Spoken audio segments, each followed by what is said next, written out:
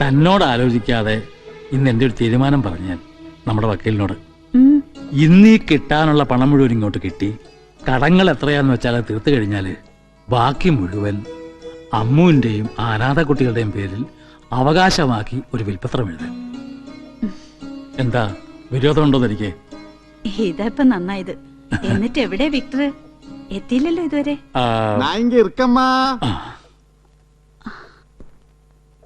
I am very much here.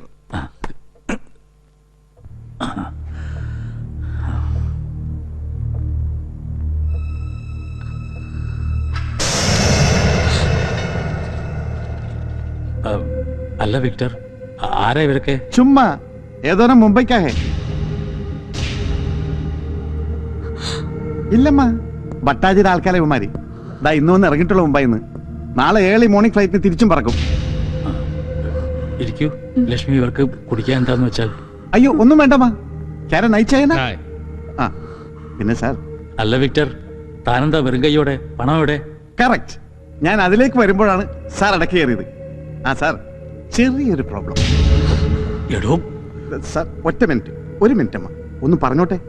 Sir, സത്യത്തിൽ ഈ Bhattaji നിഷ്കളങ്കരാണ് sir. പക്ഷെ കൂടെ ചിലരുണ്ട്. ഏറ്റവും താഴെയുള്ള ബ്രദർ, പിന്നെ ഭാര്യയുടെ ബ്രദറുടെ അളിയൻ, അവന്മാരാണ് സാർ പ്രശ്നം. ഇത്രയും വലിയൊരു എമൗണ്ട് കൈ കിട്ടിയിട്ട് അത് അതുപോലെ സാറിനങ്ങ് തന്ന പിന്നെ നമുക്കെന്താ വിക്ടർ ബെനിഫിറ്റ് എന്ന അവന്മാരുടെ ചോദ്യം. അതിലൊരുത്തം കയറി അപ്പ തന്നെ ബോംബെയിലെ ഭട്ടാജിയുടെ ബിഗ് ബ്രദറിനെ വിളിച്ചു. ബഡാബായി അപ്പ തന്നെ ബോംബെയിൽ നിന്ന് ഭട്ടാജി ദുബായിക്ക് വിളിച്ചു. അബേ Kishan, keep the money, wait for my orders. അതാണ് സാർ പുള്ളിക്കാരന്റെ കൽപ്പന. അതാണ് സാർ പിക്ചർ. അല്ല സാർ, ഇതിപ്പോ മൊത്തം പണവും അവന്മാരുടെ പിടിയിൽപ്പെട്ടു പോയ സ്ഥിതിക്ക് അവന്മാർ പെർസെന്റേജ് ചോദിച്ചാലോ എന്നല്ല സാർ, ചോദിച്ചു. അതായത് ടോട്ടൽ എമൗണ്ടിന്റെ 80% അത് സാറിന്. സോറി, സാറിനല്ല, ഭട്ടാജി. ബാക്കി 20% അത് സാറിന്. സാറിനെന്ന് പറഞ്ഞ പകുതി സാറിന് പകുതി എനിക്ക്, 50-50. എങ്ങും തൊടാതെ സാറിന് 70.7 lakhs. പോട്ടെ, 71 ലക്ഷം ഇന്ത്യൻ റുപ്പീസ് അങ്ങോട്ട് തരും. പണം തേ കാറിൽ ഇരിപ്പുണ്ട്, എടുക്കട്ടോ സാർ? അയ്യോ സാർ, എന്ത് ചെയ്തിക്കപ്പാ സാർ? ഇല്ലമ്മ, പിക്ചറിന് വേണം, പിക്ചറിന് തന്നെ വേണം sir.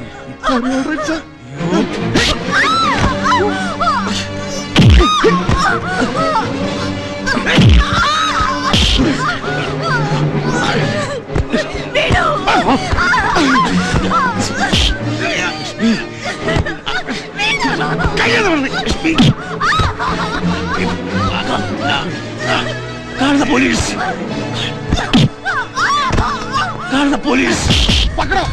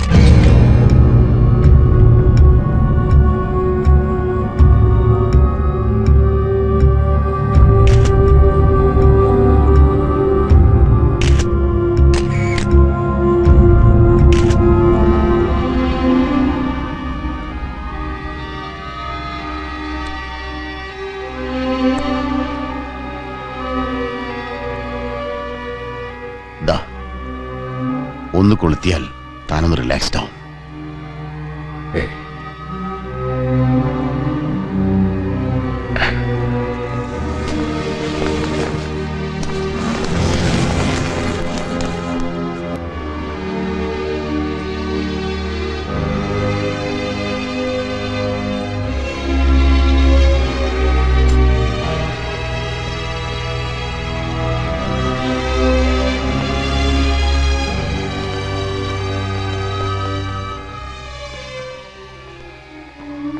I am terribly sorry, Mr. Ravi. We will do everything possible. Mr. Philip will give you all the details. Thank you. മനസ്സിലാക്കിയിടത്തോളം ഒരു പ്രീ പ്ലാൻഡ് മർഡർ ആണെന്നതിൽ സംശയമില്ല. പക്ഷേ ആരാ എന്താ എന്നതിനെക്കുറിച്ച് വ്യക്തമായ സൂചനകളൊന്നും കിട്ടിയിട്ടില്ല സ്പോട്ടിൽ നിന്ന്. Anyway the investigation is already on. വല്ലാത്തൊരു അടുപ്പമുണ്ടായിരുന്നു നിങ്ങളൊക്കെ തമ്മിലല്ലേ? അതെ, ഒന്നുമില്ലായിരുന്ന കാലത്ത് ഒരുപാട് സഹായിച്ച ആളാ എന്നെ രവിയൊക്കെ. ആ മിസ്റ്റർ നായർ അമ്മു സ്വാമിനാഥനെ ബാംഗ്ലൂർ ബന്ധുക്കളെ അറിയിച്ചിട്ടുണ്ട്. ആൻഡ് യുവർ സിസ്റ്റർ ആലിസ്, ഇവരുമായിട്ട് വളരെ അറ്റാച്ച്ഡ് ആയിരുന്നു ആ കുട്ടിയല്ലേ? ആ, വല്ലാത്തൊരു ഷോക്കിലാണ് അവർ. ഈ അവസ്ഥയിൽ കൊണ്ട് കാണിക്കണ്ടെന്ന് വിചാരിച്ചു. വെൽ രവി, തൽക്കാലം വേറെ ആരോടും ഇല്ലാത്ത സ്ഥിതിക്ക് രണ്ടാളുടെയും ബോഡി റിസീവ് ചെയ്യാൻ രവിയുടെ പേരാണ് ഞാൻ എഴുതി കൊടുത്തിരിക്കുന്നത്, ഒരു മകന്റെ സ്ഥാനത്ത്. If you don't mind. Okay, see you tomorrow at the hospital. Okay Nair.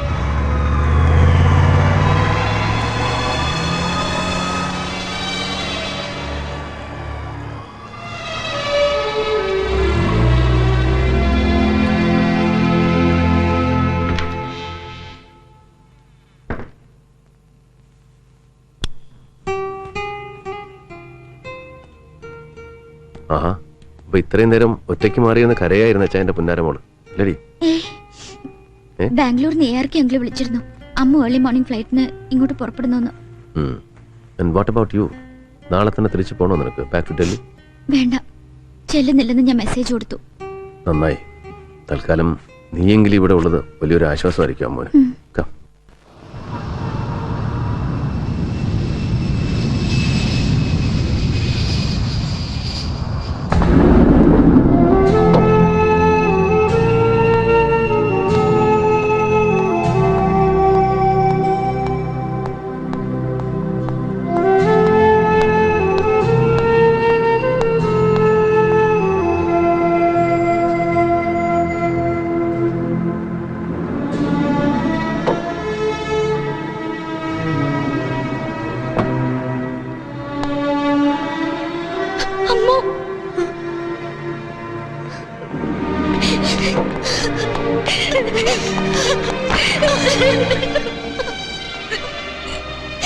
ചന്ദ്രേട്ടാ, വൈകിക്കണ്ട.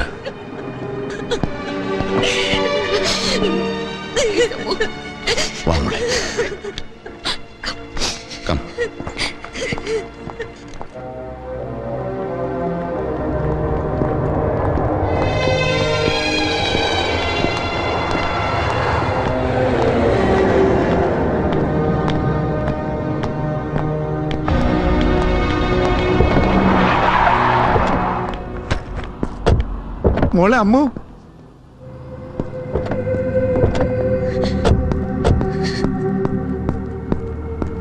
Condolences മോളെ, കണ്ടോളൻസസ്. കരയല്ലേ മോളെ, ഒക്കെ ഓരോരോ ദൈവഹിതം. അങ്ങനെ വിചാരിക്കുന്നു നമ്മൾ. കഷ്ടം. കേട്ടോ മോളെ, ഇന്നലെ കാലത്തും രണ്ടുപേരെ ചെന്ന് ജീവനോടെ കണ്ടതായിരുന്നു വിക്ടറങ്കിൾ. സാറിനെയും മോളുടെ അമ്മച്ചിയെയും. എന്തിന്? ഇന്നലെ കേസിന്റെ കാര്യങ്ങൾ പറഞ്ഞ് തമ്മിൽ പിരിയുമ്പോഴും എന്നോട് പറയായിരുന്നു സാറ്, വിക്ടറെ, ആരും ഒരു കമ്പനി ഇല്ലാതെ ഒറ്റക്കിരുന്ന് മടുത്തടോ. നേരമുണ്ടെങ്കിൽ നീ ഒരുത്തനെങ്കിലും വൈകിട്ട് അങ്ങോട്ട് ഇറങ്ങ്. TV-യിൽ മോളുടെ പ്രോഗ്രാം ഒരുമിച്ചിരുന്ന് കാണാം, എന്നിട്ട് ഒരുമിച്ചിരുന്ന് ഒരു ഡ്രിങ്ക് കഴിക്കാന്നൊക്കെ. പക്ഷെ ഉടയമ്പര അനുവദിച്ചില്ല മോളെ. അതെങ്ങനെ? നരകം പിടിക്കാനായിട്ട് അന്നേരം തന്നെ ഇവിടെ ഒരു ഒടുക്കത്തെ കോൾ ത്രൂ ചെയ്ത് തന്നിട്ട് സംഭവം നടക്കുന്ന കൃത്യസമയത്ത് അബുദാബിയിൽ ഒരു മീറ്റിംഗ് ചെന്ന് മാട്ടിപ്പോയി മോളെ അങ്കിള്. ആ നേരത്ത് അങ്കിൾ സ്ഥലത്തുണ്ടായിരുന്നെങ്കിൽ ഇങ്ങനൊന്നും സംഭവിക്കില്ലായിരുന്നു മോളെ, സംഭവിക്കില്ലായിരുന്നു. Victor please, she has to go. അതെ, അമ്മു മോളെ കൂട്ടിക്കൊണ്ടുപോകാൻ തന്നെ വന്നതാ വിക്ടറും. കമോൺ ബെറ്റി, മാഡത്തിന് റിസീവ് ചെയ്യും. യൂസഫ്, ആ കുട്ടിയുടെ പെട്ടി പ്രമാണോട് തന്റെ കാറി കയറ്റി. ദേ അങ്കിള് കാറ് കൊണ്ടുവന്നിട്ടുണ്ട്, കേറിക്കോ, പോവാ. എന്താ പോണോ നിനക്ക്? അമ്മ നമ്മുടെ കൂടെ പോന്നോളൂ. അയ്യടി, അമ്മ ഞങ്ങളുടെ കൂടെ തന്നെ പോന്നോളും. പുല്ല്, അതെ, ഞാൻ ഒരുത്തരം കണ്ടിട്ടില്ല, ഒരു പുല്ലനെ കണ്ടിട്ടില്ല. സ്വാമിനാഥൻ സാറിന്റെ കൂടെ ചൊറിഞ്ഞും പറഞ്ഞും പറ്റിക്കൂടി നിന്നിട്ട് കൊടുക്കാം. കൊലയോടെ വലിപ്പിച്ചോണ്ട് പോയ ഒരുപാട് പേരുണ്ട് ദുബായില്. കേട്ടോ മോളെ, എന്നിട്ടൊടുവിൽ കഷ്ടകാല സമയത്ത് ഈ വിക്ടർ ഒരുത്തനെ കൊണ്ടല്ലാതെ ഒരു വട്ട് സോഡയുടെ ഉപകാരം ഉണ്ടായിട്ടില്ല മോളുടെ അച്ഛന്. ഒരുത്തനെ കൊണ്ടും ഇവിടെ നിൽക്കുന്ന ഒരു പട്ടിയെ കൊണ്ടും. എടോ വിക്ടർ ഒന്ന് മതിയാക്ക്. മാറിയിക്കണോ നായരെ. എന്നിട്ടിപ്പോ ചത്ത് കിടക്കുന്നവരുടെ ചവടുപ്പിക്കാനാള്, ബോഡി ഒപ്പിട്ട് വാങ്ങാനാള്, മോള് വന്നിറങ്ങുമ്പോ എഴുന്നള്ളിക്കാനാള്, കണ്ണീര് തുടപ്പിക്കുന്നു, മിഞ്ഞാ പിടിപ്പിക്കുന്നു. ആഹാ, എന്നാ പറ്റി സാറേ? പെങ്കൊച്ചു കയറി അങ്ങ് കൊഴുത്തുമുഴുത്തില്ലോന്ന് കണ്ടിട്ടായിരിക്കും സാറിപ്പോ ഒരുമാതിരി മിണുമിണാന്ന്.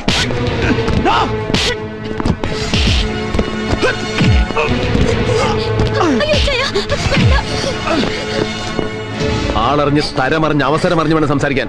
കേട്ടോ?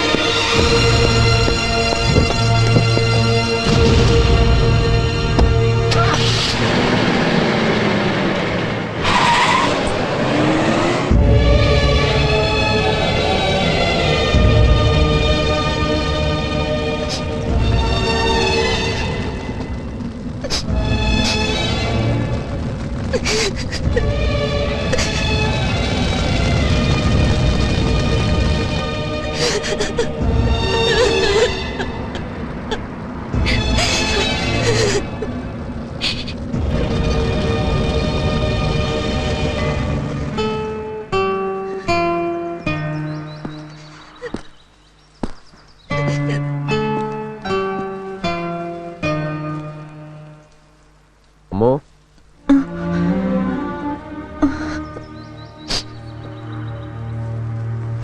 നീ എന്താ തനിച്ച്? ആലീസിനെ കൊണ്ട് വിളിക്കായിരുന്നില്ലേ ഒരു കൂട്ടിന്? ഒരുപാട് നേരം വരുന്ന ഇങ്ങനെ ആലോചിച്ച് പോയാല് പിന്നെ ഈ ലോകം മുഴുവൻ ഇങ്ങനെ ചുറ്റിലുണ്ടെങ്കിലും തനിച്ചായിപ്പോയി, ഒറ്റക്കായിപ്പോയി എന്നൊരു തോന്നൽ വന്നു പോകും നിനക്ക്. വാ നടക്ക്. എന്നിട്ടിന്ന് വക്കീൽ എന്താ പറഞ്ഞത് നീ ചെന്ന് കണ്ടപ്പോ? മരിക്കുന്നതിന്റെ അന്നും പറഞ്ഞിരുന്നു അച്ഛൻ വക്കീലിനോട് കടങ്ങളും പ്രശ്നങ്ങളും ഒക്കെ തീർത്ത് ബാക്കിയുള്ളത് മുഴുവൻ എന്റെയും വരമുദ്രയിലെ കുഞ്ഞുങ്ങളുടെയും പേരിൽ എഴുതി വെക്കണം. അച്ഛനും അമ്മയ്ക്കും ബാംഗ്ലൂരിലേക്ക് പോരണം, എന്റെയും കുട്ടികളുടെ ഒപ്പം വന്ന് താമസിക്കണം എന്നൊക്കെ. പറയുന്നൊരു ടോണ് കേട്ടാ തോന്നും ഒരുപാട് മക്കളെ പെറ്റുകൂട്ടിയ ഒരു തള്ളച്ചിയാണ് നീ.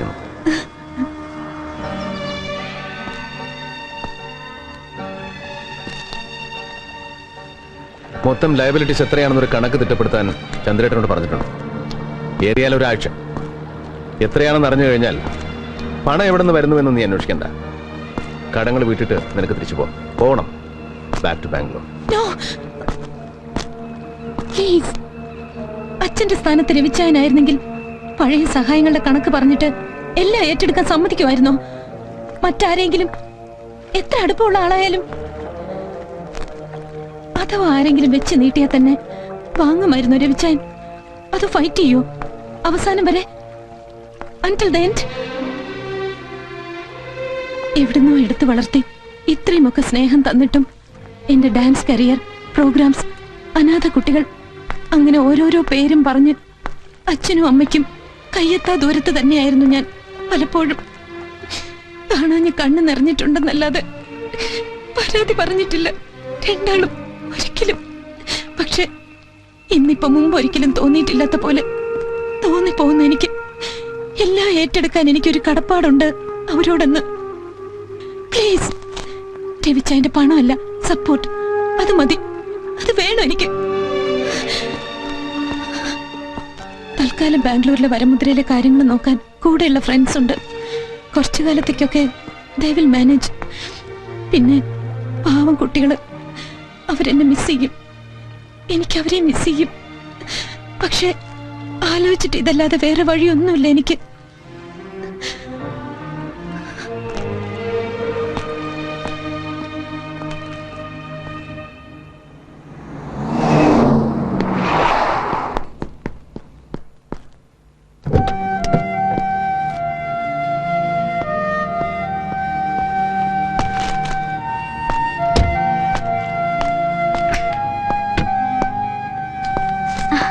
ഇച്ചായ, ഇച്ചായ, ഇച്ചായ ഏയ് എന്തു പറ്റേ ഇച്ചായനെന്താ ഭയങ്കര ഒരു ബലത്തില് എവിടെ അമ്മു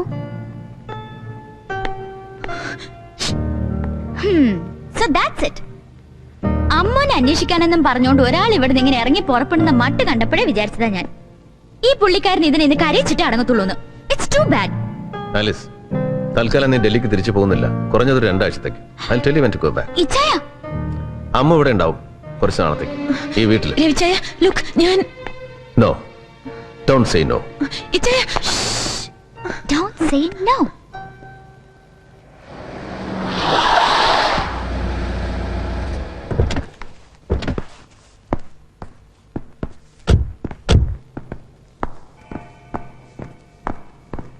ആ അമ്മു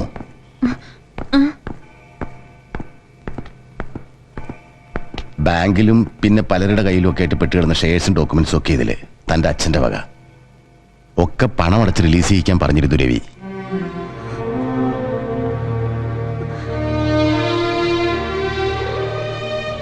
ഒറിജിനൽസ് ഒക്കെ വക്കീലിന്റെ കയ്യിൽ ഏൽപ്പിച്ചിട്ടുണ്ട്. അമ്മുവിന്റെയും ബാംഗ്ലൂരിലെ കുട്ടികളുടെ പേരിലേക്ക് മാറ്റാൻ പറഞ്ഞിട്ട്. വാങ്ങിച്ചോളൂ.